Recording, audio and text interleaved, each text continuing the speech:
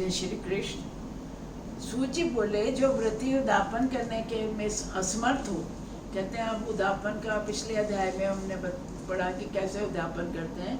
वो कह रहे हैं अगर कोई उद्यापन नहीं कर सकता उसे व्रत की पूर्णता के लिए भक्ति पूर्वक ब्राह्मणों को भोजन कराना चाहिए। ब्राह्मणों के अभाव में गाय का पूजन, गाय ना मिले तो पीपल का पूजन, वट वृक्ष का पूजन करना चाहिए।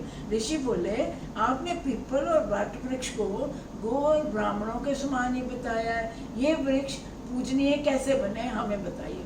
कह रहे आपने तो गो और ब्राह्मण के साथ ही पीपल और वट वृक्ष को मिला दिया, आप कैसे ये इतने पूजनीय हुए बताए।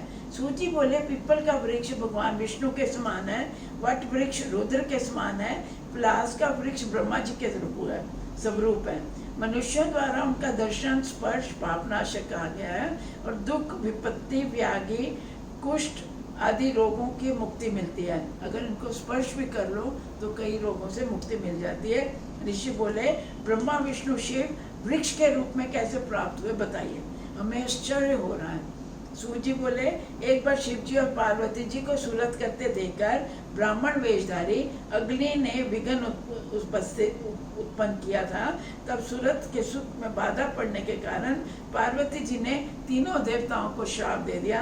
पार्वती जी बोले कीड़े मुकुंद तुमने मेरे सुख में बाधा डाली है, इसलिए तुम वृक्ष बन जाओ। इस प्रकार पार्वती जी के श्राप के कारण ब्रह्मा विष्णु महेश तीनों ही वृक्षत्व को प्राप्त हुए। श्री विष्णु जी गया में पीपल रूप में, शिव जी प्रयागराज में अक्षय वट वृक्ष के रूप में प्रकट हुए।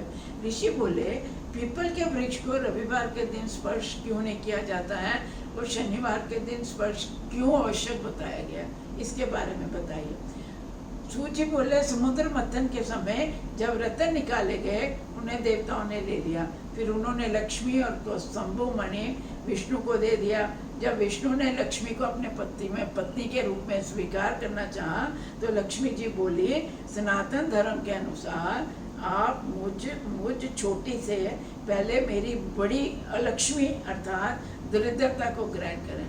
वो विष्णु भगवान को कहती हैं मैं तो छोटी बहन हूँ, मेरी बड़ी बहन अलक्ष्मी दरिद्रा को पहले स्वीकार कीजिए, फिर मेरे से आप विवाह कर सकते हैं। सूची बोले लक्ष्मी के इन वचनों को सुनकर लोभ भावन विष्णु ने अनुरोध करके माँ तपस्वी उदालक मुनि को अलक्ष्मी से ब्याह दिया।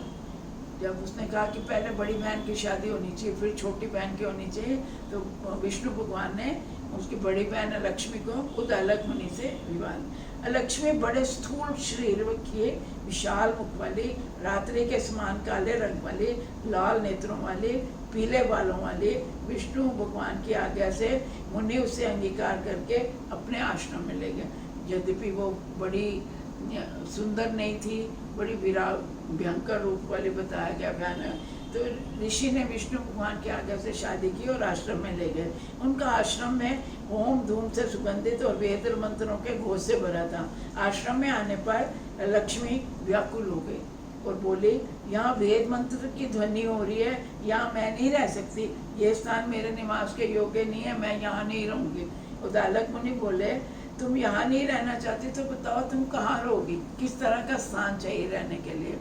वो बोली जहाँ पर वेद ध्वनि बिल्कुल ना हो, अतिथियों की पूजन आदर सत्कार और यज्ञ ना हो, यज्ञ दान ना हो, उत्तम नीति कुशल धर्म युक्त प्रियवादी रहते हों, गुरु देवताओं की पूजा होती है वहाँ मैं नहीं रहती। जहाँ पर वेद ध्वनि होती है, अतिथियों की पूजा सत्कार होती है, कुशल नीति कुशल और धर्मयुक्त लोग रहते हैं, मैं वहाँ नहीं रह सकती। जहाँ गुरु पत्नी के साथ रमन करने वाले, पराय धन का अपहरण करने वाले, पर स्त्रियों में रति रखने वाले, वृद्धों सज्जनों ब्राह्मणों का अपमान करने वाले, कठोर वचन बोलने वाले, मैं हमेशा वहाँ रहती हूँ। सूजी बोले दरिद्राज के ऐसे वचन सुनकर ऋषि बहुत व्याकुल हो गए और बोले अच्छा मैं तुम्हारे लिए आवास का प्रबंध करके आता हूँ, आवास योग्य स्थान को ढूंढ के आता हूँ, तब तक तुम इस पीपल के पेड़ के नीचे बैठ जाओ। तो ये कहकर लक्ष्मी को पीपल के पेड़ के नीचे बिठा के उदालक मुनि चले गए। तो वह प्रतीक्षा करती रही पर मुनि वापस ही नहीं आए। पति ने मेरे को त्याग दिया ये सोचकर वह बड़ी दुखी हुई और रोने लगी। इतनी जोर से रोई। उसके रुदन को सुनकर वैकुंठ में उनकी बहन लक्ष्मी जी ने व्याकुल होकर विष्णु जी से कहा, हे प्रभु, मेरी बहन को उसके पति ने त्याग दिया है, वह बहुत दुखी है।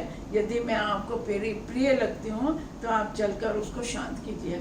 कृपालु भगवान लक्ष्मी के साथ लक्ष्मी के पास गए और उसे आश्वासन देते हुए बोले, हे लक्ष्मी, तुम सदैव इसी पीपल के वृक्ष पर ही रहो। ये ही तुम्हारा, ये मेरा ही अंश है। कह रहे ये पीपल का वृक्ष है, ये मेरा ही अंश है, तुम हमेशा यहीं रहो।